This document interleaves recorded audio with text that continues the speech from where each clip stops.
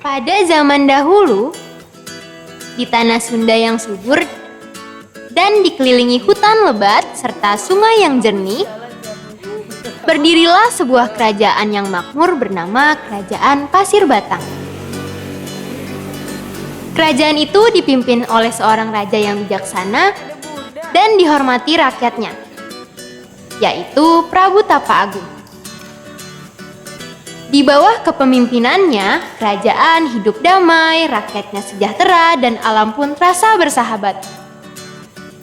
Prabu Tapa Agung dikenal sebagai raja yang adil dan penyayang. Selain memikirkan kesejahteraan rakyatnya, beliau juga sangat menyayangi keluarganya. Sang raja memiliki 2 orang putri, namun di cerita aslinya ada 7 orang putri. Karena kebanyakan, ya udah 2 aja. Yang semuanya terkenal akan kecantikan dan keanggunannya. Putri sulung bernama Bayi Rarang, yang dikenal tegas dan berwibawa. Dan yang paling bungsu adalah Endun Sari, putri yang sangat cantik, berhati lembut, serta disayangi oleh seluruh rakyat kerajaan. Ada dengatnya. Ih, sirup mah ngena ya. Prabu, come here. Goblok Dadaria. Pangrasa aing rajana. Ada apa memanggilku wahai dayang-dayang yang tidak tahu diri? Hai guys, sekarang kita mau cek kodam. Galang baru saja memberikan 10.000. Oke Galang, terima kasih sawerannya. Kita cek kodam yang ada di Mas Galang. Pangrasa aing pegawaian dia live TikTok bae. Lain masak, beak ikut aing. Terus mah aing nge-hotspot tak kasih jurit. Ih, aing kuotana beak. Aing kudu ngabedil babi deui jeung meuli kuota. Semuanya diam. Saatnya aku tunjukkan siapa aku. Aku Prabu di sini. Bisa-bisanya kalian seenaknya di kerajaanku. Bayi Rangrang, Endun Sari, kemarilah. Ada apa, Abah? Waktu Abah sudah sebentar lagi. Abah rasa Abah hanya punya waktu 1. Satu apa, Abah? 1 ditambah sama dengan 2. 2 ditambah sama dengan 4. 1. Satu apa lagi, Abah? 1 tambah 1 sama dengan 1 tambah 1 sama dengan 2. 11 kali 11 121. 12 kali 12 144. 8 kali 8 6 kali 4. Yang waras, yang gak boleh dipelintir yang waras.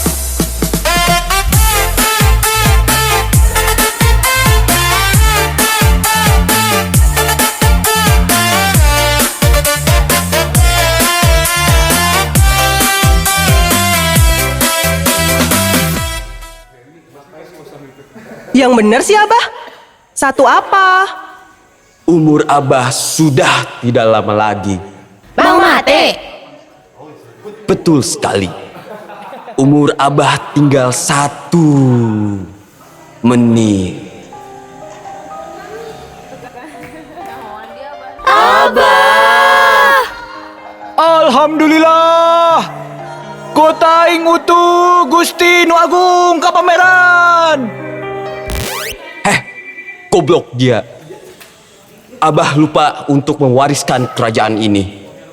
Abah akan tunjuk Endun Sari sebagai pewaris tahta kerajaan. Abah. Alhamdulillah. Sebagai putri sulung Prabu Tapa Agung, Purbararang merasa bahwa dialah yang seharusnya mendapatkan kehormatan tersebut.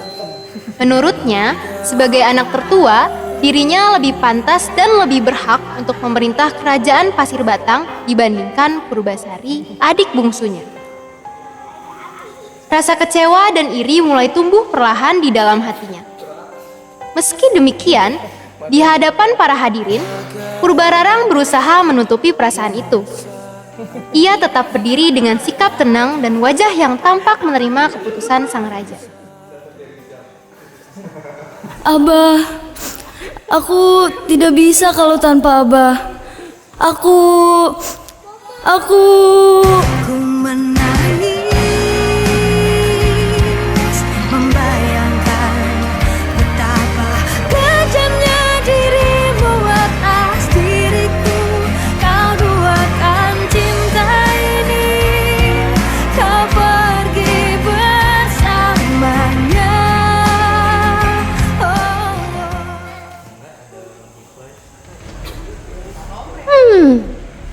Pina baik itunya ku aing. Si Endun ngeracun Abah. Terus engke manehna diusir ti istana. Terus aing nu jadi pawaris tahta kerajaan. Kadengian goblok. Kan iwa suara hati nu di sinetron. Tega kamu memfitnah aku. Aku gak ada niat sampai ke situ ya. Barang siapa yang tega meracuni orang tua, haram hukumnya masuk surga. Iya lagi. Anjing. Gak bisa serius gua di sini. Tega kamu meracuni abahmu sendiri. Tidak, Ibu. Bacot. Ih, aing gandeng coba. Intinya Abah mati bukan karena racun, tapi karena sudah waktunya.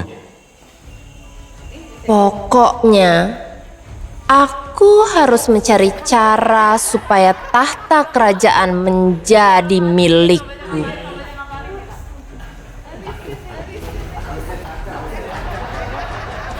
Setelah beberapa waktu memendam rasa iri di dalam hatinya, Purbararang mulai memikirkan berbagai cara untuk menyingkirkan Purbasari dari kerajaan Pasir Batang. Ia tidak ingin adik bungsunya itu menjadi pemimpin yang menggantikan Prabu Tapa Agung. Berhari-hari ia memikirkan rencana yang dianggapnya paling tepat. Hingga akhirnya, setelah melalui berbagai pertimbangan, Purbararang menemukan cara yang menurutnya dapat menjauhkan Purbasari dari istana tanpa menimbulkan kecurigaan. Diam-diam, Purbararang kemudian bekerja sama dengan orang pintar yang dikenal memiliki ilmu hitam. Dengan bantuan kekuatan sihir, sebuah kutukan pun dijatuhkan kepada Purbasari. Woi Jur, ayo temani saya mencari orang pintar. Orang pinter? Aha! Saya tahu kenalan orang pinter.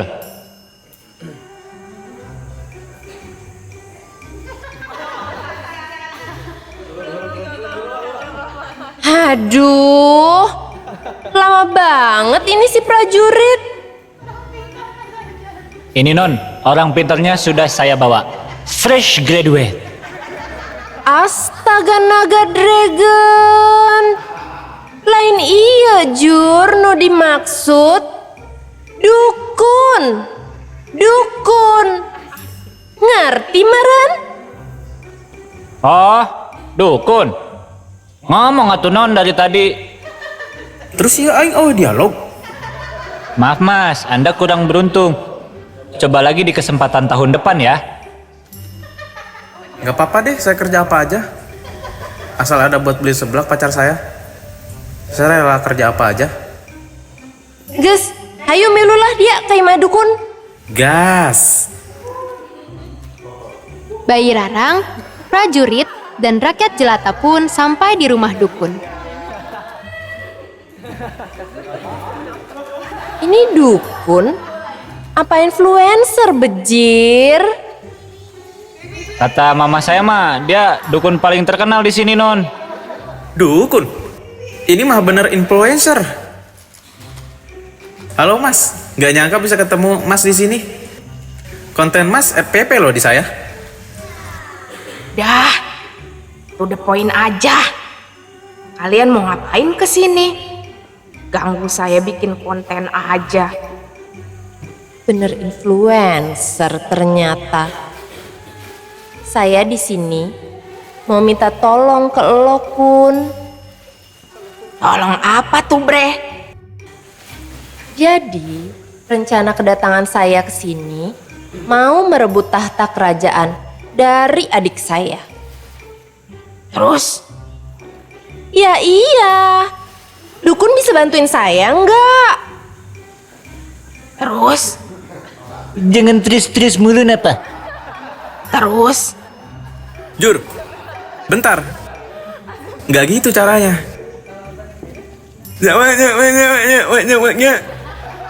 Oh iya, saya ngerti. Lah anjing ngerti dia.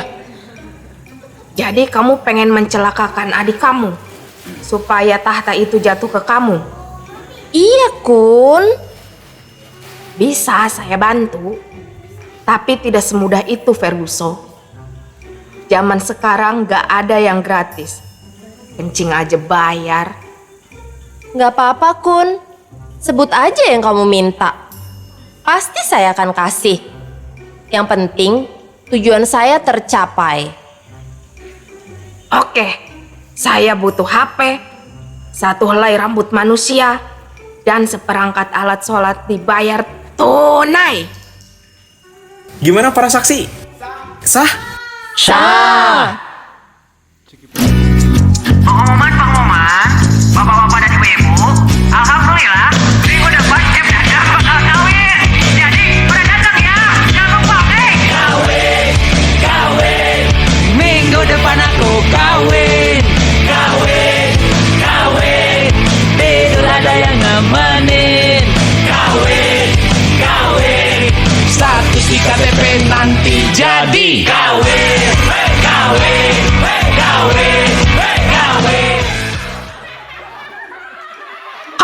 Hahaha. Kocak lu pada. Iya. Ada satu syarat yang paling penting. Apa, Kun? Saya butuh 1 tumbal. Ciri-cirinya mah tinggi kiris. Tunggu kurus. Tinggi kurus. Terus orang tersebut pintar dan memakai topi toga.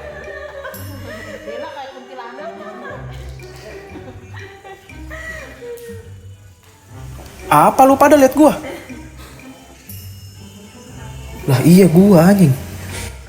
Terus maksud lu pada gua yang jadi tumbalnya? Semua ciri-cirinya juga ada di lu. Siapa lagi? Gak gitu ya. Gua kan ikut lu pada tujuannya buat cari kerja. Kenapa Banyak omong. Nih Kun tumbalnya. Gila. Oke, tunggu sebentar. Saya akan melakukan ritual dulu.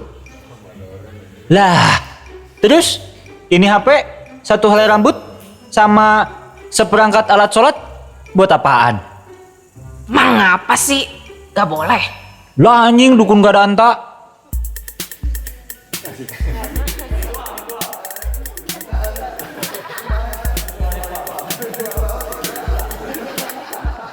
Oke nih, udah beres. Lah, cepet banget. Izin. Saya nih dukun internasional. Gak butuh waktu lama buat. Setelah Bayi Rarang bekerja sama dengan dukun hitam, lalu keesokan harinya ketika bangun, Dun Sahri mengalami kejadian aneh di dirinya sendiri. Aduh, kenapa sih? Ke leher gua? Guys, ini gua kenapa sih? Pas gua bangun, tiba-tiba Non sakit. Sakit, Non. Apa sih lu? Ngikutin gua aja. Lu apaan sih? Ikutin gua aja. Kamu sakit, Nak? gak tahu mah. tiba-tiba pas bangun, Virus anjing. Virus nih mah. Ini mah virus. Virus apa sih? Orang sakit biasa ini mah. Kagak. Dengerin kata Neng Mak. Ini tuh virus. Di kampung sebelah udah banyak makan korban. Kalau nggak salah nama virusnya. Tuh kan, Neng langsung ketularan. Wah anjing. Iya Cok, nular ini mah. Bahaya nih Bu virusnya. Virusnya bahaya nih, Bu. Iya lagi. Ma pilih deh. Mending dia di sini, tapi seluruh rakyat ketularan virus itu, atau kita usir dia aja dari sini. Ide bagus. lah enggak dong Bu, gak mungkin virus ini bisa nular. Ini mah akal-akalan si bayi. Tuh kan. Ya udah, sekarang kamu keluar dari kerajaan ini. Ayo, Nan. Mak, jangan. Mak, jangan. Lalu Ndun Sari pun meninggalkan istana tersebut dan pergi ke hutan. Kok tiba-tiba Lihatlah dan bukalah mata hatimu, melihatnya lemah terluka, namun semangatnya takkan pernah berikan jalan. Lah, gua kan bukan pengemis, Cok. Kenapa kamu bersedih, wahai nona cantik? Wastagfirullahalazim. Lu siapa? Aku penghuni hutan ini. Ketika aku bergelantungan untuk mencari pisang, aku melihat kamu sedang menangis di bawah pohon ini. Oh gitu. Dia so mantap dipedulinya begitu. Jadi, kenapa kamu bersedih, wahai nona cantik?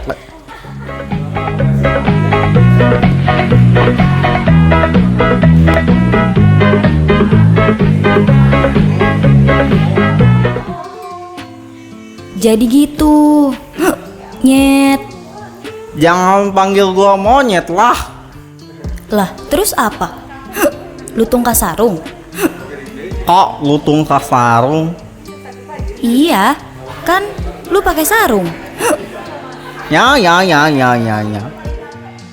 Nyet. Lutung bukan monyet. Oh, iya, Tung. Kok lu bisa ngomong sih? Iyalah, gua ini kan sebenarnya bukan lutung. Jadi gua tadinya manusia terus dikutuk kok. Kok bisa dikutuk? Iya, karena gua nolak perintah dari orang tua gua. Wah, anak durhaka. Lu berarti. Kagak ya anjing. Gua nolak karena gua dijodohin sama orang tua gua. Oh gitu.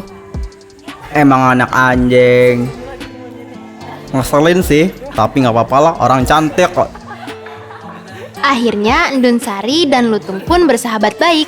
Prajurit menyampaikan berita keajaiban bahwa ada seekor lutung bisa berbicara sampai ke telinga Bayi Rarang. Ia pun datang ke hutan bersama rombongan untuk menantang Ndun Sari. Tantangannya sangat bermacam-macam, dan dalam semua tantangan itu, Ndun Sari menang dengan bantuan lutung kasarung. Mana Jur? Kata lu ada lutung yang bisa ngomong. Seriusan Non? Kemarin saya lihat di sini. Lu pasti bercanda kan? Bercanda. Dia mau anjing. Tugas lu apaan sih? Demi Allah ini mah kagak bohong gua. Mana buktinya? Orang kagak ada. Bentar, saya kasih pancingan dulu. Tunggu beberapa saat lagi, dia pasti datang. Tuh kan Non, keluar tuh. Jir. Iya lagi. Keren lu Jur. Astagfirullah, kok ada manusia bisa ngomong? Lah, kebalik. Harusnya kita yang kaget kenapa ada lutung bisa ngomong. Itu lutung. Gue kira gajah. Ngapain kalian di sini? Kita di sini mau memastikan, kata prajurit gue, ada lutung yang bisa ngomong. Emang kalian siapa? Kalian ngapain di sini? Lu kenal dengan lutung-lutung ini? Lu yang lutung. Itu loh, yang gua ceritain kemarin. Oh, jadi mereka yang ngusir lu dari rumah. Kalau kenapa? Iya. Syalah. Jadi selama di hutan, lu berkawan sama lutung. Gue bukan sekedar berkawan sama dia, tapi lebih dari kawan. Dia ini pacar gue. Pacaran sama lutung. Gak masalah, lagian lutung yang selalu nemenin gue di sini. Serius non? Pacar non lutung? Aha, ini saatnya Ana menunjukkan siapa Ana sebenarnya.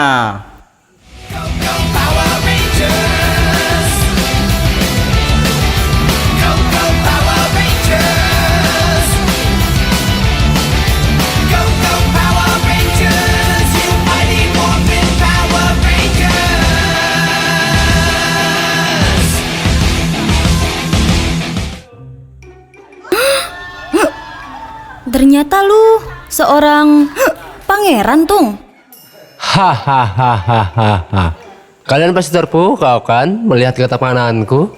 Gak, gantengan juga lutung daripada lu. Bener juga kata dayang gua. Mending jadi lutung lagi aja lah. Tolonglah, please. Masa gua keluar cuma sebentar doang sih? Semua aktor kaget. Ternyata lutung tersebut seorang pangeran dan akhirnya Bayi Rarang memperbolehkan Ndun Sari kembali ke istana kerajaan. Namun, Bayi Rarang memberikan satu syarat untuk meyakinkan seluruh rakyat istana bahwa Ndun Sari sudah sembuh dari virus tersebut.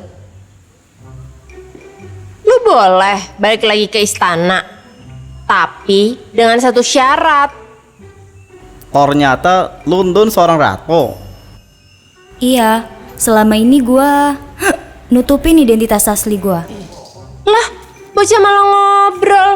Ini gue mau kasih satu syarat. Lu bisa balik istana, tapi dengan kondisi virus lu hilang. Lah iya, gua baru ngandun pas lu ngomong ada. Kirain gua itu emang bawaan lahir. Bukan, gua tiba-tiba kayak begini. Sekarang bantuin gua. Dong, lu aja bisa hilang kutukannya. Kayaknya Ana tahu deh obatnya apa. Bentar, tunggu sini. Gue nggak yakin dah si lutung bisa sembuhin. Sama, gue juga. Gue juga. Kamu diam. Mana obatnya? Nih, obatnya. Apaan obatnya? Cuma air putih doang? Sekarang lu minum nih, Don. Kalau lu bohong, Tung, gua tembak lu. Silahkan, kita lihat saja. Cek 1 2 3. Cek 1 2 3. Lah iya sembuh, Tung. Tahu gitu dari awal gue minum air putih. Ngapain jauh-jauh ke hutan?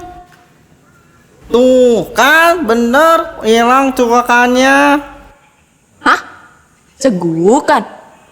Cegukan? Hah? Kamu berisik ya lama-lama. Iya, itu namanya cegukan, bego. Bukan virus. Tinggal kasih air putih aja hilang itu cegukan. Oh gitu. Terima kasih ya, Tung. Lu udah nyembuhin penyakit gua. Mulai sekarang, lu jadi pendamping gua sebagai pangeran di istana.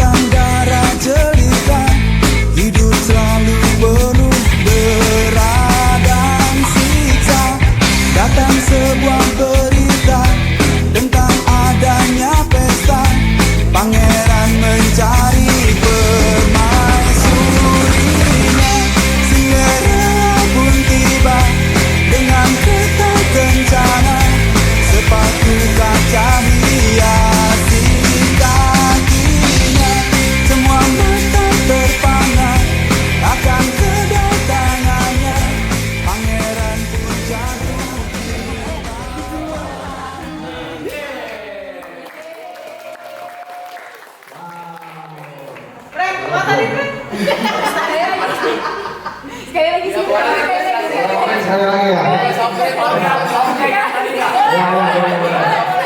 Kita tutupin dulu. Kali aja.